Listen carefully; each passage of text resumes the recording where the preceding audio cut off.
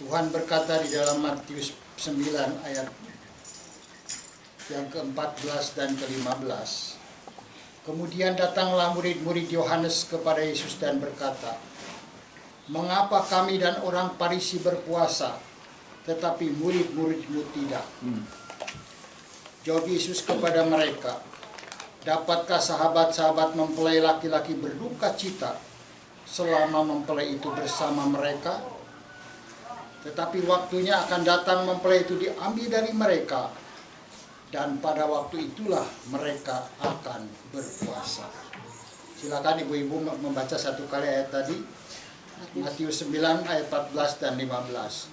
Bersama-sama, 2, 3. Ibu-ibu.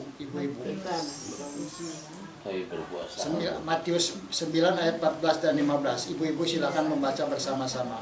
2 dan 15. Bukan. Kemudian datanglah murid-murid Yohanes kepada Yesus dan berkata, "Mengapa kami dan orang Farisi berpuasa, tetapi murid-muridmu tidak?" Jawab Yesus kepada mereka, "Dapatkah sahabat-sahabat mempelai laki-laki berduka cita selama mempelai itu bersama mereka?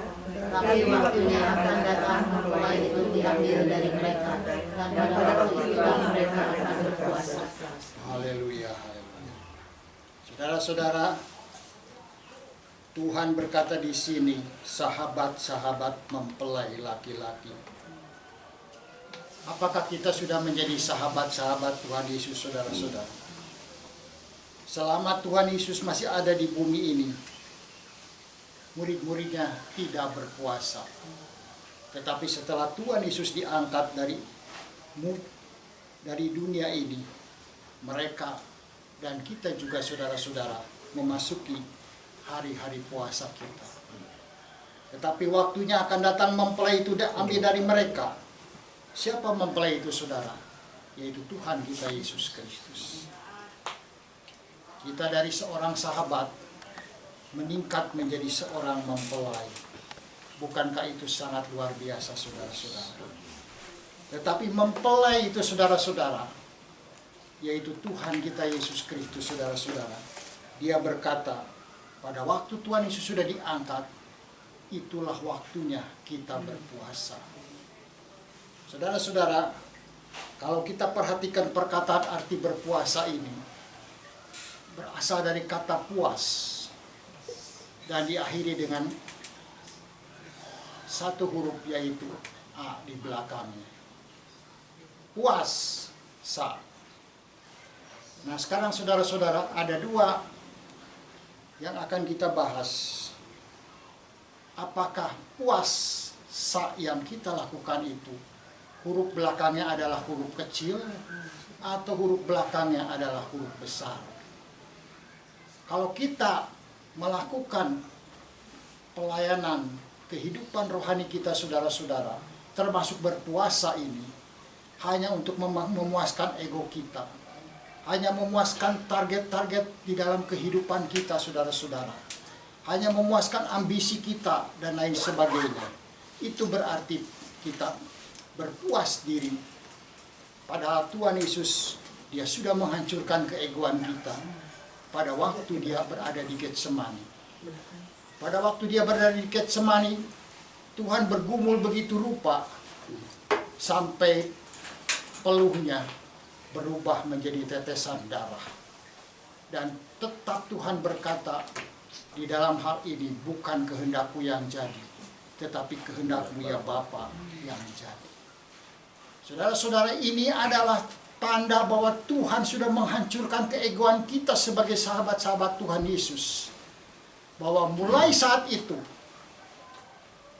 ego kita sudah dihancurkan. Jadi puasa yang kita lakukan, saudara-saudara, huruf akhirnya itu bukan A kecil, tetapi A besar. Kita di dalam menjalani kehidupan ini, termasuk berpuasa, saudara-saudara, adalah untuk memuaskan hati Allah, untuk menyenangkan hati Bapa kita di sorga, saudara-saudara, bukan untuk diri kita. Tahun 2020 kita ingat Tuhan mengizinkan virus COVID ke seluruh dunia ini, saudara-saudara. Tuhan mengizinkan hal itu, saudara-saudara. Kenapa?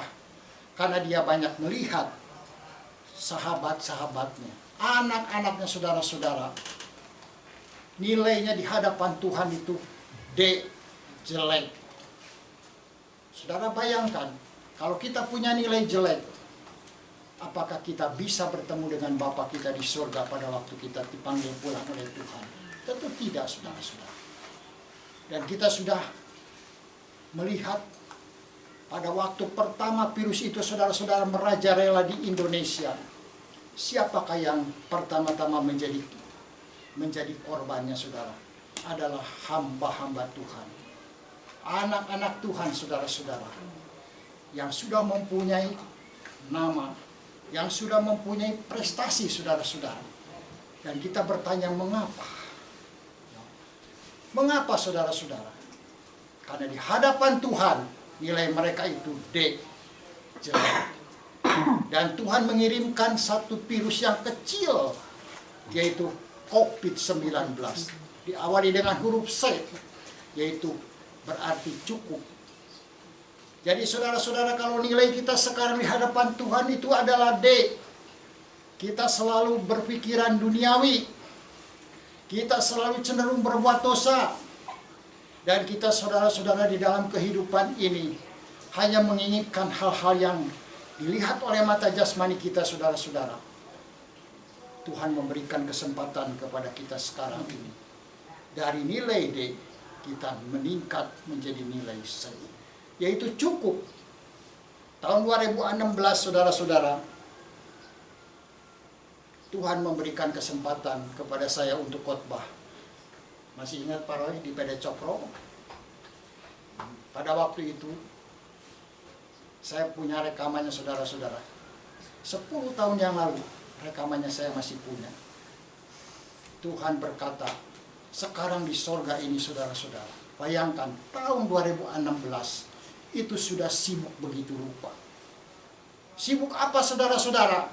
Yaitu sibuk mempersiapkan perjamuan kawin anak domba Allah yang kudus. Tahun 2016, saudara-saudara, di surga itu malaikat-malaikat sudah mempersiapkan meja begitu panjangnya, saudara-saudara, tidak dapat diukur.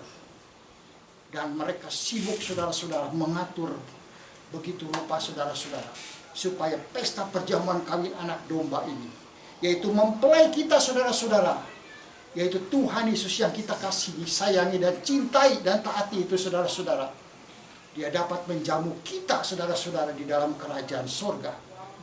Dan kita dapat bertemu muka dengan muka pada saat itu, saudara-saudara.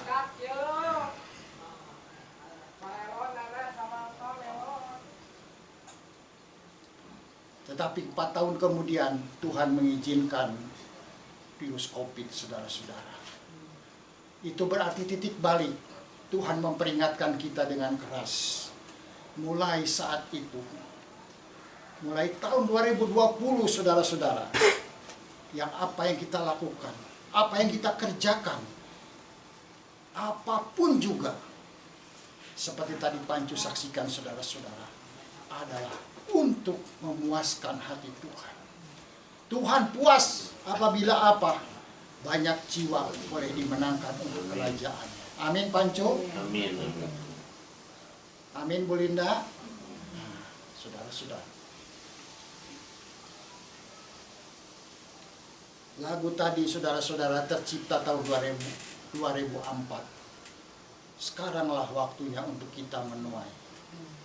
Pada waktu itu, kita ingat di Saparua, ada kebangunan rohani dan kesembuhan ilahi, yaitu seorang hamba Tuhan yang bernama Peter Yongren, saudara-saudara.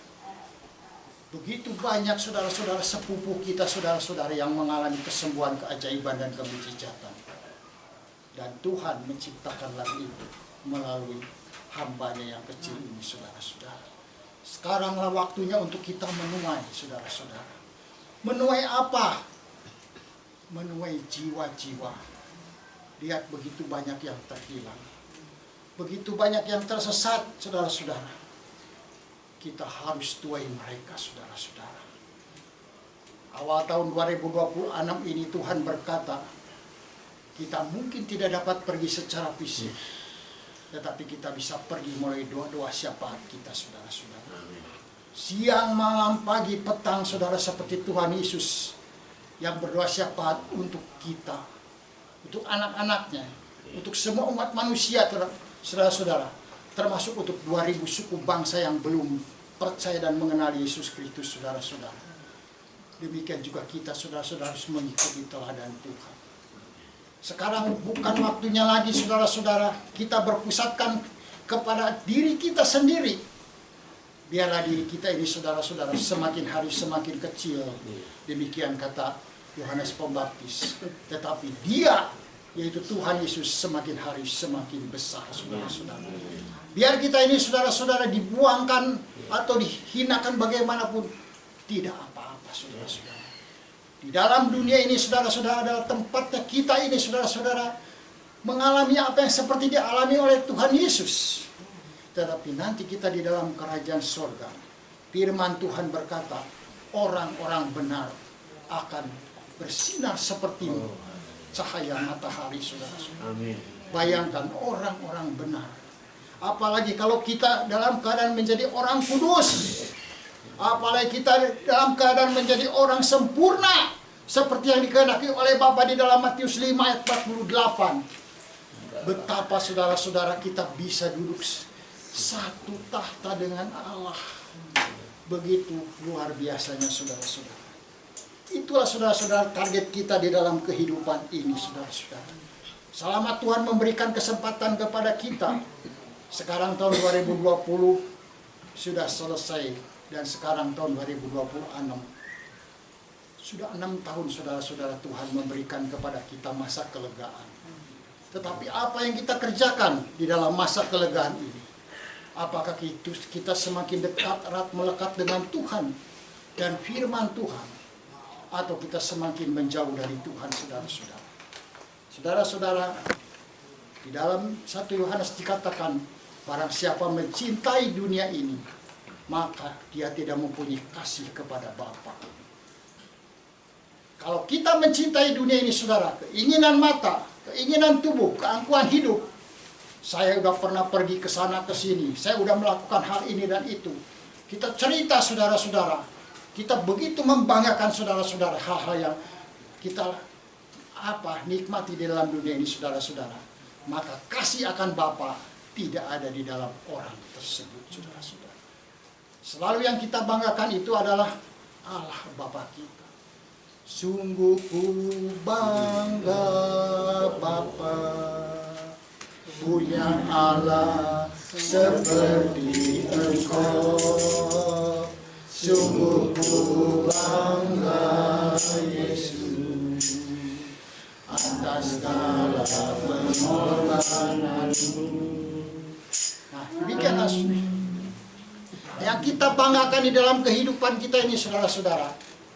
Janganlah apa yang ada di dalam dunia ini, termasuk keturunan kita, saudara-saudara. Jangan sama sekali, saudara-saudara. Kita harus belajar mereka. Lihat, semua ini kasih karunia Tuhan. Semua itu anugerah Tuhan. Bukan oleh kuat gagahmu, bukan oleh karena kepintaranmu, tetapi semua kasih karunia, anugerah daripada Tuhan, saudara-saudara. Maka mereka itu juga sudah bersama-sama dengan kita akan sujud menyembah kepada Tuhan, saudara-saudara. Inilah, saudara-saudara, yang Tuhan rindukan, saudara-saudara. Karena itu, saudara-saudara, sekarang di mana-mana, saudara-saudara, 80% bahkan anak-anak Tuhan, hamba-hamba Tuhan, saudara-saudara, terjebak di dalam apa? Tanda-tanda seperti waktu zaman Nuh. Mereka disibukkan dengan apa? Apa yang saya mau makan hari ini? Apa yang saya mau minum hari ini? Apa saya mau pergi kemana hari ini, saudara-saudara? Dan lain sebagainya, saudara-saudara. Padahal Tuhan tadi berkata apa? Pada waktu mempelai itu sudah diambil daripadamu. Itulah waktu kita berpuasa. Berpusatkan apa-apa kepada Tuhan Yesus Kristus, saudara-saudara. Tidak lagi kita mencari kepentingan diri kita sendiri, kepuasan diri kita sendiri, saudara. Puasa yang kita lakukan ini, saudara-saudara, adalah memuaskan hati Allah. Pada waktu Tuhan Yesus ada di atas muka bumi ini, saudara-saudara, sebelum dia memulai pelayanannya, dia ada di padang gurun. Selama berapa lama? Selama berapa lama, saudara? 40 hari 40 malam. Saudara, kalau kita baca-baca itu dari Injil Matius, Markus, Lukas, dan Yohanes, saudara-saudara, Tuhan Yesus itu selain berpuasa 40 hari 40 malam, dia juga dicobai oleh iblis, saudara-saudara. Berarti Tuhan Yesus itu, saya yakin pada 40 hari 40 malam itu tidak tidur, saudara-saudara. Sedangkan saudara-saudara, manusia itu cuma punya dua hal di dalam dunia ini yang tidak boleh diganggu, yaitu apa? Makan dan tidur. Orang kurang makan, pikirannya jadi gelap, saudara-saudara. Orang kurang tidur, emosinya menjadi labil, saudara-saudara. Tetapi Tuhan kita memberikan contoh kepada kita. Pada waktu dia sebelum memulai pelayanannya, dia berpuasa 40 hari dan 40 malam, saudara-saudara. Bagaimana Tuhan itu, saudara-saudara, memberikan contoh kepada kita. Dan apakah Tuhan setelah berpuasa 40 hari 40 malam, kemudian disambut oleh imam-imam kepala, oleh ahli Taurat, oleh orang-orang Farisi, mari Tuhan, mari Rabi, jadilah engkau kepala kami, jadilah engkau guru kami. Tidak, toh? Kita harus sadar, Tuhan Yesus selama ada di dalam dunia ini, saudara, tidak punya kedudukan apapun di dalam bait Allah. Tidak punya gelar apapun dan tidak punya jabatan apapun di dalam bait Allah. Tuhan Yesus itu bisa disebut tuh sebagai misionaris penginjil keliling. Seperti Pak Ancu, saya, Saudari Linda, Kohokib, dan kita banyak-banyak saudara-saudara di sini. Kita ini penginjil keliling, saudara-saudara. Di mana Tuhan suruh kita akan pergi ke sana. Kita akan keliling seperti yang Tuhan Yesus lakukan, saudara-saudara. Dan apa yang dilakukan oleh para imam, kepala, orang-orang Farisi dan ahli Taurat ini, saudara-saudara, terhadap Tuhan Yesus, mereka selalu berusaha mencelakakan Tuhan pada waktu ada di dunia ini. Karena apa? Pelayanan yang Tuhan lakukan itu penuh dengan kuasa. Saudara bayangkan, menjamah jubahnya saja, saudara-saudara, orang itu bisa sembuh. Haleluya, haleluya, saudara-saudara. Jadi saudara-saudara, yang dikehendaki oleh Bapa kita di surga di awal tahun 2026 ini dikatakan dalam Matius 5 ayat 48. Haruslah kamu sempurna sama seperti Bapamu di surga sempurna adanya. Itu bukan omong kosong, saudara-saudara. Itu bukan slogan kosong. Karena apa? Karena Tuhan sudah memberikan kepada kita roh penolong, roh penghibur, Allah yang begitu luar biasa, yaitu Roh Kudus, saudara-saudara. Dia akan memampukan kita supaya kita dapat menjadi seperti yang Tuhan kehendaki, saudara-saudara. Ku telah mati dan tinggalkan cara hidupku yang lama, semuanya sia-sia.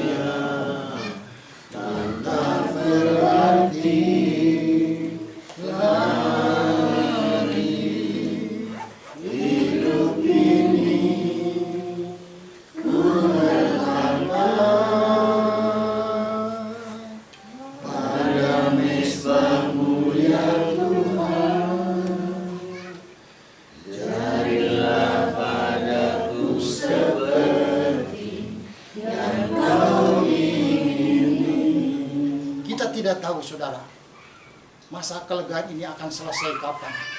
Bisa saja bulan depan, bisa saja tahun depan, saudara-saudara.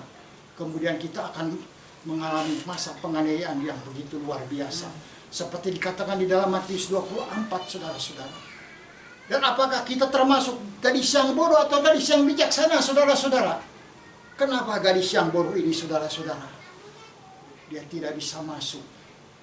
Karena apa? Dia banyak membuang waktu, saudara-saudara. Bukan bersama dengan Tuhan dan firman Tuhan. Bukan untuk memuaskan target-target Allah. Bukan untuk memuaskan hati Allah di dalam Yesus Kristus. Bukan. Tetapi dia memuaskan dirinya sendiri. Puasanya itu saudara-saudara akhirnya adalah huruf A-nya itu kecil. Tetapi kalau kita saudara-saudara melakukan segala sesuatu saudara-saudara, dan huruf akhirnya adalah A yang besar yaitu Allah, maka saudara-saudara, Tuhan yang akan menjamin hidup kita saudara-saudara. Tahun 2024,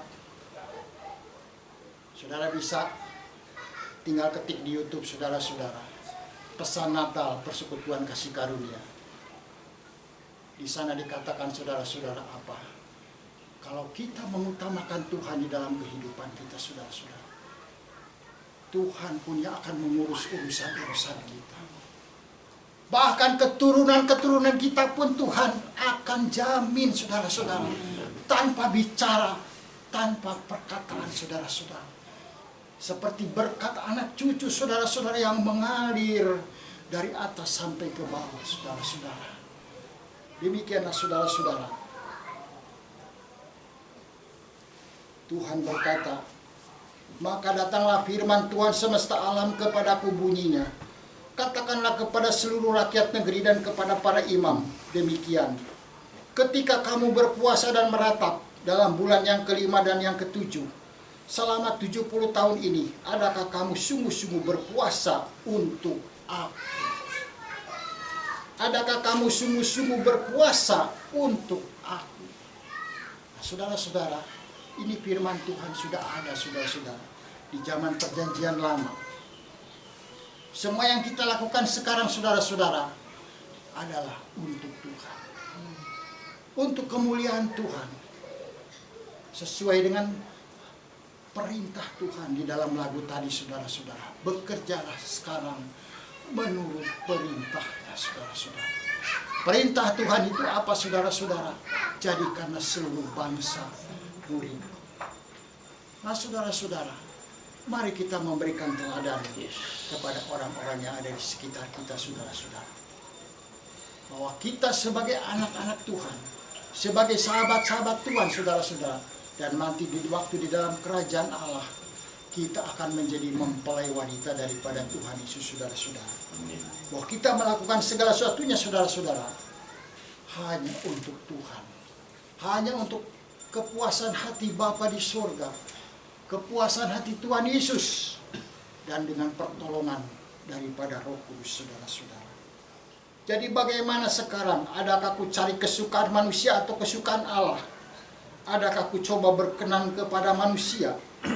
Sekiranya aku masih mau mencoba berkenan kepada manusia, maka aku bukanlah hamba Kristus.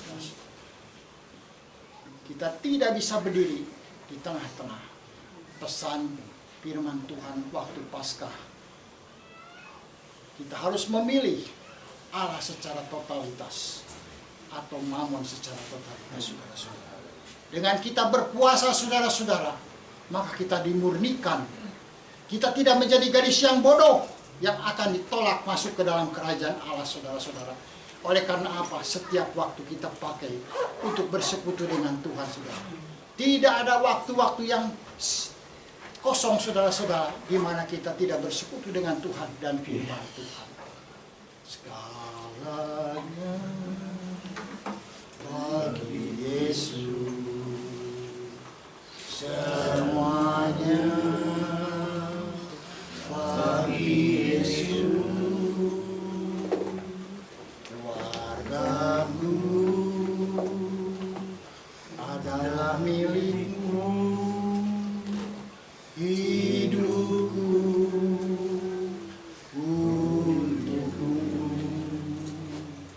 Baik pagi, baik siang, baik malam, atau tengah hari, keluargaku, hidupku hanyalah untukmu. Iblis mengacaukan orang-orang Kristen. Begitu lihainya saudara-saudara. Kita harus tahu hal ini. Iblis mengacaukan orang-orang Kristen dengan mengkultuskan, seperti mendewa-dewakan saudara-saudara, individu. Oh, si A, si B, si C. Seolah-olah itu dia superior lebih daripada yang lain, saudara-saudara. Juga iblis mengacaukan orang-orang Kristen, supaya orang-orang Kristen itu mengkultuskan juga, saudara, komunitas atau gereja. Oh, gereja tertentu jempolan, gereja yang lain kurang jempolan. Ya.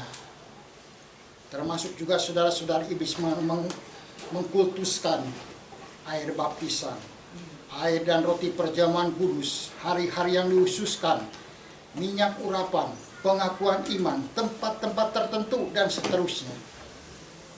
Dan ini saudara-saudara menggeser kedudukan Tuhan dan firman Tuhan sebagai yang utama dan terutama, saudara-saudara.